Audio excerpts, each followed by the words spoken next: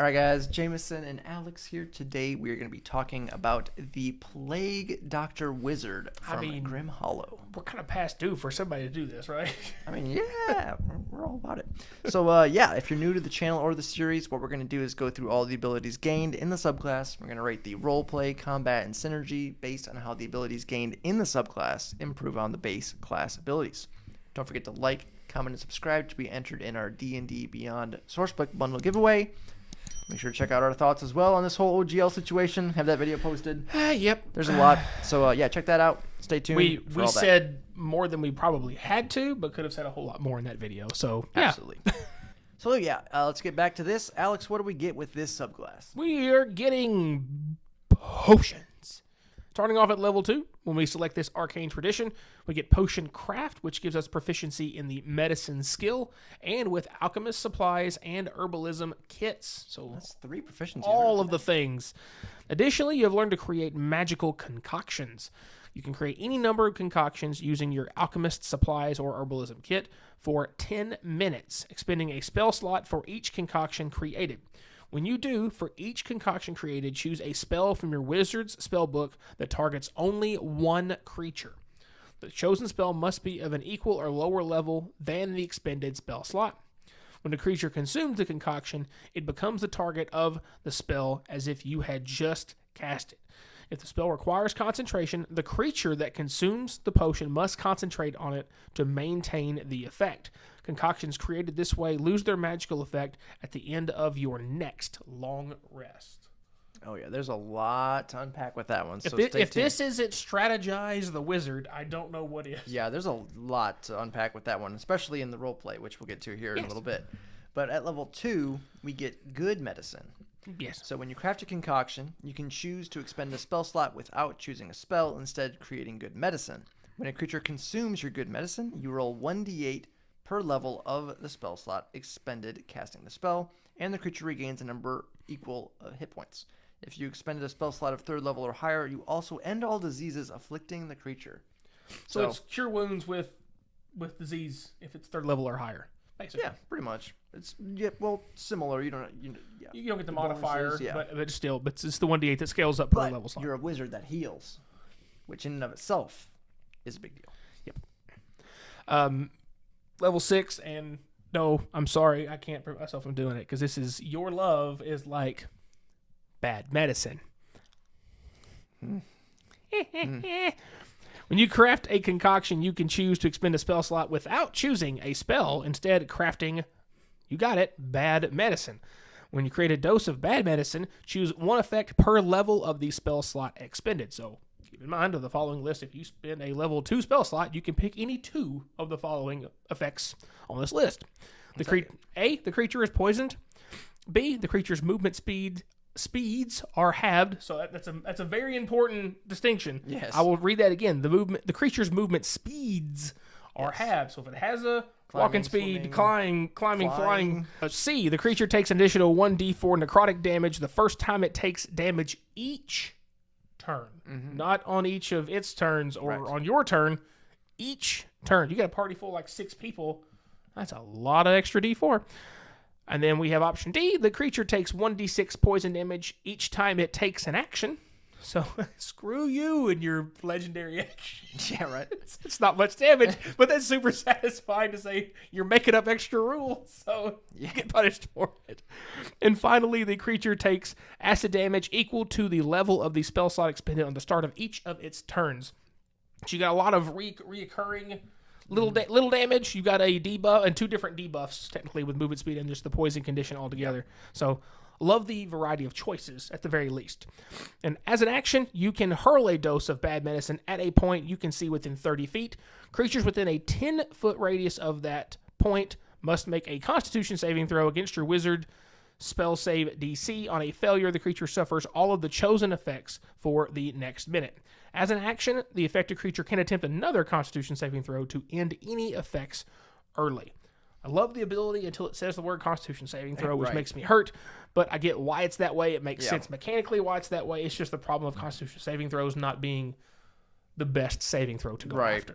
I think one thing that is nice is it might be hard for it to stick, but if it does stick, it's going to, at the very least, impact them for a turn and use their action, which is a big deal. So when it does stick, it is going to be quite impactful, even if it is only for one turn, which is nice. Level 10, we have Breathe It In. Being persistently exposed to the most deadly ailments known has given you small measure of resistance to them. After you take necrotic or poison damage, you gain temp hit points equal to the damage. In addition, you are immune to disease and have advantage on saving throws against being poisoned. This one's a little weird because you do take all the damage, but then you get the temp HP to cover it. Yeah. So like you can heal it back. So it's interesting. Yeah. I think more than anything. Yeah. I like it as far as it's interesting. It's unique in terms of that you still take the damage, but you get a shield that is equal to the amount of damage you took. So what gets really awkward with that one is if you're taking that to damage type back to back, because then it's going to override the other. So like if you took 30 damage, say 30 poison damage, you take 30 damage and then you get 30 temp HP, and then the next hit you take 5 poison damage. It eats all of. Well, it'll eat the 5 temporary hit points, but you gaining 5, but then triggering. But they don't stack. But then re-triggering again, then's what actually erases the. So it gets a little awkward. I mean, maybe you work with a DM so that it's not quite as weird. Yeah. But at the same time, I would let it happen. Maybe you just it's something to consider, something to think about. And finally, at level 14, we have Medicinal Master. When you heal with your good medicine or deal damage with your bad medicine, roll an additional 2d8 to determine the amount of hit points regained or additional 1d6 to the damage dealt. So just a simple capstone that buffs 2 of our previous abilities. Just raising that floor a little bit on there. Yes. Yeah, so pretty straightforward on here. Not too long, not too wordy. We're, 3/4 of a page. Yeah, Nothing two of the abilities aren't complicated. There's a little bit just understanding exactly how they're intended to work. But once you get your head around the plan there, it's pretty straightforward. Yeah, so all that being said, we'll just jump right on into the rating portion. First up is the roleplay, asterisk as always. Talking about roleplay, we're talking about interacting with the world around you, interacting with NPCs, non-combat scenarios, avoiding combat, basically things outside of the initiative order. Not talking about your class fantasy, history, lore, background. That's on you as a player. We can't rate you, but we can rate the abilities gained in the subclass, how they might improve your potential in those role play scenarios. And scene. Oh, sorry. So, all that being said, we do get, multiple bonus proficiencies. You'll always take that. It's never bad. They can be a little bit more on the situational side, but they are very thematic, so it makes sense that you do get those proficiencies. You also have some potential use with, potential. You do definitely have some RP use with the spells via potions. Yep. It gets a little interesting with that because you can do some shenanigans like giving people fly or invisibility that should otherwise have no way of having those things. And you don't have to be right there with them. Like you could give a rogue fly, for example. He's already going to have really high stealth anyway. Or you could give him invisibility, whatever. Spider climb, whatever. And you just give it to him, and he goes way ahead to scout, and now he's got this extra utility that he otherwise wouldn't have had. Or he just has it prepared, or maybe you have it as an escape plan. If worst comes to worst, drink this fly. Here's Dimension Door. Right. Worst case scenario, Dimension Door. Get out of there. So it is situational where it has to target only one creature, so that's something to keep in mind, which is going to give it some limitations, but it's not enough to really hinder it, all that much. The one additional thing I wish the capstone gave it is that, like, one of your potions that you make would last longer than a day. Every day. Or you make one free, like, X level spell slot without spending a spell slot. Like you get, a free 3 every day, and it lasts. You have, like, signature spell and, stuff like that. Right, just so you could do that and not cost you. Because, granted, if you technically use your signature spell, you wouldn't spend a spell slot because it's your signature spell. But it says you have to spend a spell slot? Yeah, it's kind of a gray area on there. Questions? I'd allow it. I would allow it. Leave it to me to bring up a problem. Yeah, right. So, you can do some stuff. It's not intentional. It's just my brain tries to find the logical conclusions to potential situations. Can't stop it once you start that train. Can't stop, never stopping. It won't stop. Can't stop, won't stop. Anyways, speaking with the potions, you have your good medicine, your bad medicine. Bad medicine is a little bit more on the niche side of things. It does use a con save, but you could take 2 things that are, not damage dealing, which could help you maybe prevent actually engaging in a combat. Yeah, poisoning somebody content. and cutting their speed in half, especially the speed in half thing. Is like somebody's after you, you're like, and lay chuck. Right, exactly. So like grease on the ground almost. It could be used. It is situational, of course, because you have to give it to someone and they have to drink it. I mean, you could chuck it at them, but that could be maybe skewed as, engaging, depending on circumstances. See, I hadn't thought about that. I was like, what if you had a stink? It's like a stink bomb. Yeah, or what was I thinking of? Oh, yeah. Was technically like whole person's a single target spell, and you're like, no, don't drink that. Yeah. And they take it off your person. It's like.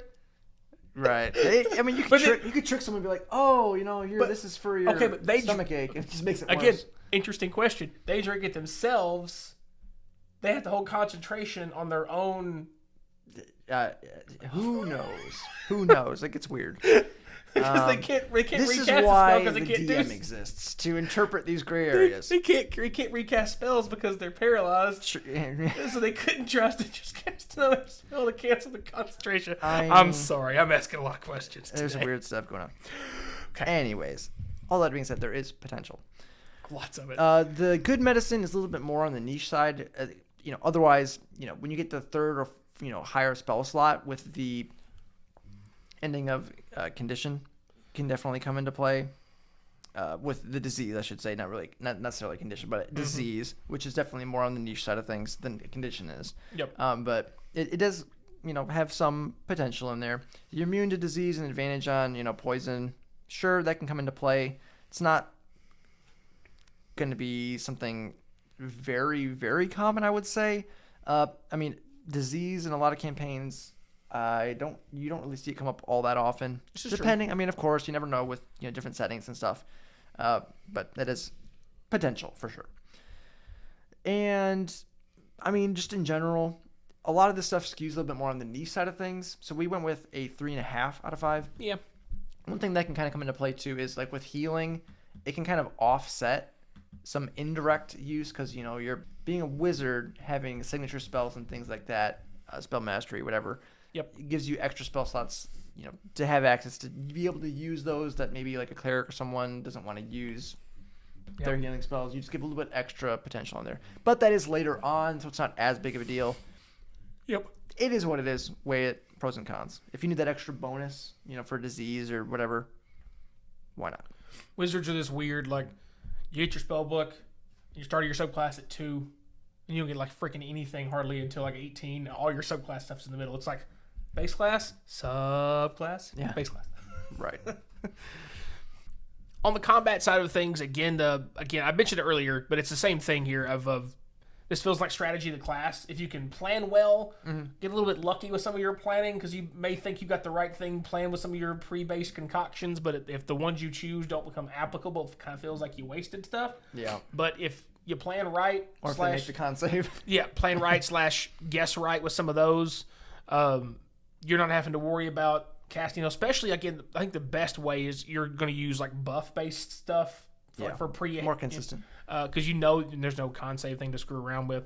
Though you're not having to worry about in combat spending your turn just cast haste over here, do this, cast this over here, cast this over here. But like giving your barbarian like, here, cast haste on yourself, friend. It holds its own concentration. Yeah, try to break a Constitution saving throw on a dadgum barbarian. Good freaking luck. Or a paladin, but with their built-in bonus to all their saving throws they're going to have with their aura. So good luck with that. So that's great. That's the more reliable way. Obviously, the other ones, if you can hit them, all have very nice effects, especially the poison condition. But again, it's the Constitution saving throw. I like the bad medicine. I like the fact that there's choices. I like the fact that you can higher spell slots as you just pick whichever one. It's not roll on the table. It's like, okay, I really want this guy to be taking extra damage start of his turn just to tick him down because we know that damage is going to happen. Yeah. And we want him poisoned so he has a chance to miss his attacks, all that jazz. That's great. Again, freaking Constitution saving throw. Again, mechanically, following with the rules of D&D as they're currently set, it makes sense why it's a Constitution saving throw because all poison is almost always Constitution saving throw stuff. The other big thing with this to me is the good medicine for heals because it gives you a reliable way to heal in combat, but you've prepped it ahead of time. You can prep like a 1, a 2, and a 3 ahead of time, for example, and give them to the people in the party who can't normally heal.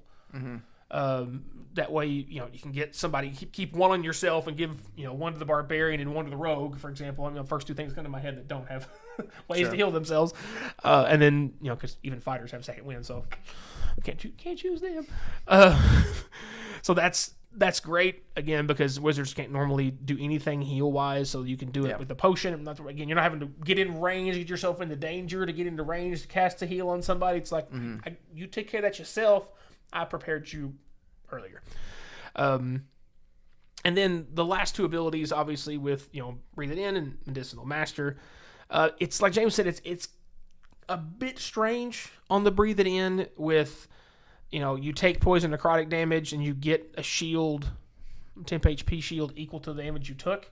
So if you then take damage again, the damage would eat into the temp HP, but then you triggering a second round of temp HP would give you the new version of temp HP, negating your original, at least the way this is worded, again, with the rules the way they're set. So it would feel bad if somebody slaps you for like 30 poison damage. You're like, oh, okay, I got 30 temp HP. And then like the second attack of that multi-attack, instead of being the bite, is like the claw. It's like 1d6 poison damage. You're like, oh, took no damage, but now I lost all that temporary HP. Yeah, it's a little awkward. Which, I mean, at the end of the day, it's still better than what it was, because you could have just taken all the damage to start with. Right. So you at least negated some of it. But yeah, there probably could be an extra line in there to help clarify some of that, because it's a little awkward. And again, too, one thing I noticed, too, is the potion. It says when a creature consumes the potion, typically, basic rules for consumption is it's an action to quaff a potion.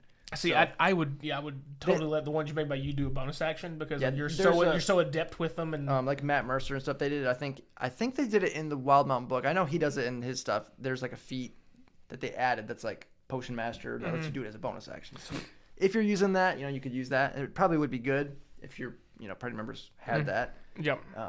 For this kind of circumstance, if you're in that kind of party. But discuss, plan accordingly. Yes. And of course, finally, with the capstone, it's nothing exciting, but it's going to let did you do an extra 2d8 in terms of healing, or 1d6 damage. I do love the fact that it's actually more healing, because a lot of times damage is more, healing is less. Yeah. So it's kind of fun that way, in the fact that you're getting some more potent healing, which is really, really nice. Yeah. Helps bring that floor up a little bit. Yeah, it brings it up to like a second level. Yeah, because instead of being 2d8 plus 4, it's just a 3d8. D8 averages to about what's your modifier? 4.5. It's a 4.5. So yeah. Yeah. So perfect. All that being there, again, the two issues prevent this from being a 5. There are 2 issues, and hence the 4. Half a point nick for each one here is a Constitution saving throw for bad medicine. Makes it less reliable, extremely unreliable at high levels. It does have an area, so you could try to target multiple creatures at a time for more chances. Yes, a lot of times you're gonna be able to hit at least 2 things with an area of that size if you're fighting them. I mean, yeah, a lot. It'd be at least 2. Off chance you can get more than that, but at least 2. And then the other thing is, if you've spent the spell slots ahead of time for all these concoctions and they just don't get used, you could have had those spell slots for something else. Right. So that's really the only thing. Again, but it's not necessarily a bad thing as a waste of sun. It's just it is a hindrance.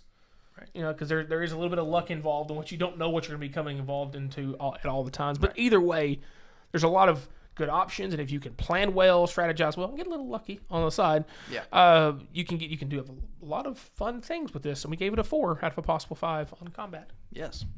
Synergy, kind of going along with the same train of thought with that. Lots of different ways to use spell slots, which is nice. You have, obviously, you're a wizard, so you're going to be casting spells anyway, just normally. And you know all of the spells. Right. So now you have a way to give spells to allies, heal allies, and, inflict status effects and things on enemies. So you have 3 additional ways to use spells. And then, of course, getting a buff to those as well, which is nice. And, you get some defensive capabilities with the temp HP. It is situational. It has to be necrotic or poison, but those are relatively common damage types. Especially poison. Yes. So it definitely can come into play. It can help. The scaling healing is interesting because, again, you're a wizard. You got tons of spells. You can plan accordingly. As Alex said, if you can do that, it's going to be great. I don't know if you're going into a day, where you're going to be dungeon delving or whatever, during a short rest. It takes 10 minutes. You could expend some spell slots, give everyone some healing. At the worst, potential, they're probably just going to re-heal themselves up after a combat. Maybe not use it in combat, but you're just always going to have a way to do that, especially if people start getting low, like on hit dice. Yeah. They need some extra ways to get some hit points in. You don't want to just have your clerics just be heal bots. No. You can kind of help contribute to that a little bit and help offset that, so you can save. Because some of those, cleric and, druid spells that are unique to them can be pretty impactful. So it's nice to have them save some of their spell slots. Yeah. So you can help contribute, as you should, as part of a party. So that being said, we gave it a 4 in synergy. Some solid options. They do work really well when they do work. Sounds great. When you give a wizard a way to use all of the spell slots they have in more interesting ways, and do the one thing that wizards can't normally do, which is heal with their spell slots. Yeah. More utility, more options, always a good thing. Yeah. And again, too, the only big thing is some reliability, especially with the bad medicine, and situational use for the defensive abilities, I think, are the bigger hindrances with that. But yeah, very interesting Plague Doctor, type feel. I mean, it's literally what it's called. I'm mildly disappointed that the mask isn't on the face. Yeah, on the artwork. They didn't want to play too far into it. It's down there. But I would really just full send. Yeah, personally, it is what it is. We'll take it for what it is. But that's going to be it for today, guys. If you enjoyed the video, don't forget to like, subscribe, hit the bell notifications so you know all of our new videos are coming out. Make sure you check out the Patreon for all the cool stuff, because we're always trying to bring out new, cool stuff. Yes, for you. That's it for today, guys. As always,